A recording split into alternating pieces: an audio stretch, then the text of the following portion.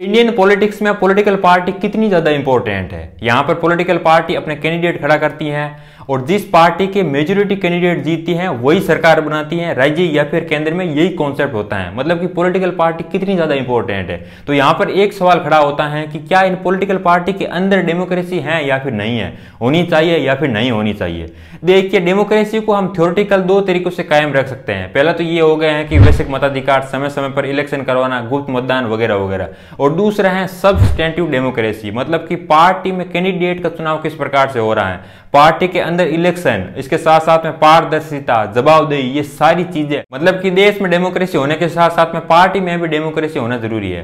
Party की democracy को हम नॉर्मली इनर पार्टी डेमोक्रेसी या फिर इंटरनल पार्टी डेमोक्रेसी कहते हैं, लेकिन इसके लिए एक अच्छा पॉलिटिकल शब्द है इंट्रा पार्टी डेमोक्रेसी, और भारत में इंट्रा पार्टी डेमोक्रेसी नहीं है। पार्टी के अंदर डेमोक्रेसी नहीं होना तो प्रॉब्लम है ही, लेकिन सबसे बड़ी प्रॉब्लम यह है कि कोई रूल एंड रेगुलेशन नहीं है। पहली बात तो यह है कि पार्टी कॉन्स्टिट्यूशनल नहीं है, मतलब कि ये नॉन कॉन्स्टिट्यूशनल है, इतनी इंपॉर्टेंट चीज कॉन्स्टिट्यूशनल ही नहीं है। और दूसरी बात यह है कि पॉलिटिकल पार्टियों के बारे में केवल एकमात्र प्रावधान आरपीए 1951 की सेक्शन 29A में किया गया है, जो केवल पॉलिटिकल पार्टियों की रजिस्ट्रेशन के बारे में है। मतलब कि कोई भी ऐसा प्रावधान नहीं है जो ये बताता है कि पार्टियों के अंदर भी डेमोक्रेसी होनी चाहिए। यहाँ तक कि इलेक्शन कमीशन भी कुछ नहीं कर सकती है। इलेक्शन कमीशन बेसिकली पार्टियों का रजिस्ट्रेशन करती है, चुनाव कराती है और चुनाव में प्रदर्शन के आधार पर राष्ट्रीय और राज्य पार्टी घोषित करती है। इलेक्शन कमीशन के पास में भी इंटरनल डेमोक्रेसी को लागू करने के लिए इलेक्शन कंपलसरी करवाने का भी पावर नहीं है। 1990 में एन शेषान, जो कि इलेक्शन कमिश्नर थे, उन्होंने आदेश दिया है कि पार्टियों के अंदर इलेक्शन होंगे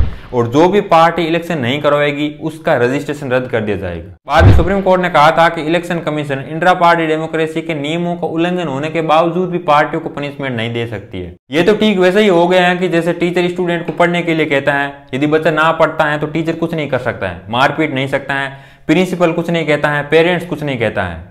टीचर बस लगा पड़ा है कहने के लिए पढ़ लो, वो भी कर कुछ नहीं सकता है, पनिशमेंट नहीं दे सकता है। तो क्या स्टूडेंट पढ़ेंगे?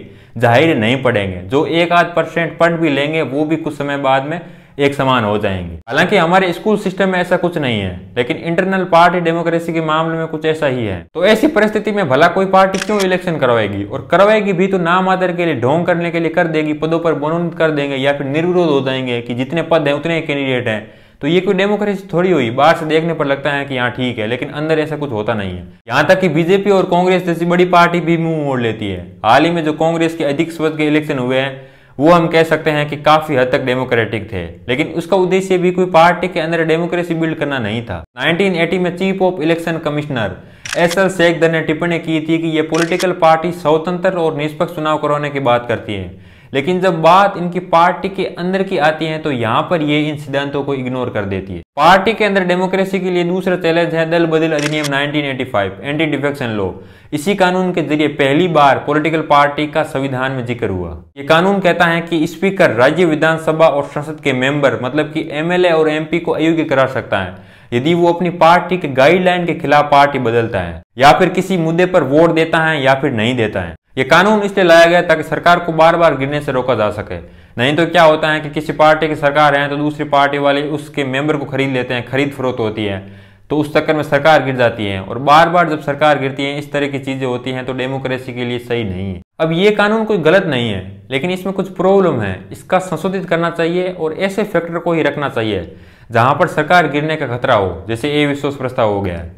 बाकी मुद्दों पर एमएलए एमपी अपने विवेक का यूज करे। पार्टियों के अंदर की डेमोक्रेसी यहीं तक सीमित नहीं है, इसके साथ साथ में टिकटों का वितरण, मतलब कि कैंडिडेट को भी डेमोक्रेटिक तरीके से खड़ा किया जाना चाहिए, नहीं तो कुछ ऐसा हाल होगा। पहला है वंशवाद। हाल ही में जो 17वीं लोकसभा है उसके 30% सांसद पॉलिटिकल फैमिली से हैं। और दूसरा है वेल्दी बैकग्राउंड। 2019 में जो लोकसभा चुनाव हुए थे उसके 30% कैंडिडेट की संपत्ति 1 करोड़ से ज्यादा थी, मतलब कि वो करोड़पति थे। और बीजेपी और कांग्रेस ये तो नेक्स्ट लेवल थे, इनके 83% कैंडिडेट करोड़पति थे। तीसरा है क्रिमिनल्स। 43% एमपीज क्रिमिनल्स बैकग्राउंड से है। और चौथा है सेलिब्रिटी। किसी सेलिब्रिटी को टिकट दे दो, क्रिकेटर या फिर एक्टर को, इन्हें बताओ कि ये पॉलिटिक्स है, क्रिकेट स्टेडियम या फिर फिल्म स्टूडियो नहीं है। सेलिब्रिटीज के साथ साथ में धर्म के बाबा लोग को भी टिकट बखूबी मिलते हैं, क्योंकि लोग धर्म से कनेक्ट हैं, वो इन्हें वोट देंगे और ये लोग धार्मिक होने का ढोंग करते हैं। इन चारों पॉलिटिकल इश्यू पर डिटेल से अलग अलग बात की जा सकती है और करूंगा भी। हालांकि क्रिमिनल्स इन पॉलिटिक्स पर एक वीडियो अवेलेबल है। अब कोई नॉर्मल आदमी पॉलिटिक्स में आना चाहता है जिसका कोई पावरफुल बैकग्राउंड नहीं है तो वो कैसे आएगा। अब कई लोग कहेंगे कि निर्दलीय खड़े हो जाएंगे, तो हाल ऐसा है कि 44,962 टोटल अब तक लोकसभा चुनाव में निर्दलीय खड़े हुए, जिसमें से केवल 222 ही जीते हैं, सांसद बने हैं। मतलब कि जीतने की पॉसिबिलिटी आधे % से भी कम है। अब कई लोग ये भी आर्गुमेंट कर सकता है कि अलग से पार्टी शुरू कर दो, तो ये चीज़ जितनी आसान लगती है उतनी आसान एक्चुअली में है नहीं। मतलब कि आम आदमी के लिए पॉलिटिक्स इतनी आसान नहीं है। यहाँ पर मैं एक स्टेटमेंट ये दूं तो भी गलत नहीं होगा कि पॉलिटिक्स कुछ गिने चुने लोगों की, कुछ पावरफुल लोगों की रह गई है। आम आदमी के हाथों से तो ये कोसों दूर है। सीधा और सिंपल कहने का मतलब ये है कि पार्टी में कैंडिडेट मतलब कि टिकटों का वितरण डेमोक्रेटिक तरीके से होना चाहिए। ऐसा नहीं है कि आप किसी पॉलिटिकल फैमिली से बिलोंग करते हो, या फिर आपके पास में पैसा है, आप क्रिमिनल्स हो, या फिर आप एक पब्लिक फिगर हो। ये सारी चीजें नहीं होनी चाहिए। इंट्रा पार्टी डेमोक्रेसी के लिए कुछ प्रयास भी किया गया। विधि आयोग की रिपोर्ट आई थी 1999 में, जिसमें उन्होंने इंटरनल स्ट्रक्चर, इंटरनल डेमोक्रेसी और फाइनेंशियल ट्रांसपेरेंसी और अकाउंटेबिलिटी की बात की थी। एआरसी के 2008 की एथिक्स एंड गवर्नेंस रिपोर्ट ने भी इंटरनल पार्टी डेमोक्रेसी को हाईलाइट किया था। और 2011 का ड्राफ्ट पॉलिटिकल पार्टी एक्ट, हालांकि ये एक्ट ही रहा, कानून बनने सका, लेकिन इसने डिटेल से बात की कि पार्टी में किस प्रकार से डेमोक्रेसी होनी चाहिए। पार्टी के अंदर डेमोक्रेसी सच्चे मायनों में तभी ही पॉसिबल हो पाएगी जब पार्टी को कॉन्स्टिट्यूशनल बनाया जाए, मतलब कि संवैधानिक।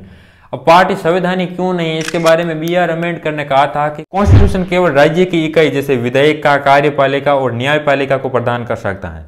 इनकी कार्य प्रणाली लोग और पॉलिटिकल पार्टी पर निर्भर करती है और इन्हें ये अपनी इच्छा राजनीति को पूरा करने के लिए साधन के रूप में स्थापित करेंगे। हालांकि संविधान सभा पॉलिटिकल पार्टी पर चुप ही रही, लेकिन हकीकत तो ये है कि संविधान के कॉन्सेप्ट से पहले भी भारत में पार्टी का कॉन्सेप्ट था। खैर जो भी हो, लेकिन सही बात यह है कि हमारे संविधान निर्माताओं को यह भली भांति पता था कि इस समय की परिस्थिति अलग है, आगे आने वाले समय में परिस्थिति अलग आएगी, इसीलिए संविधान में परिवर्तन होते रहना चाहिए।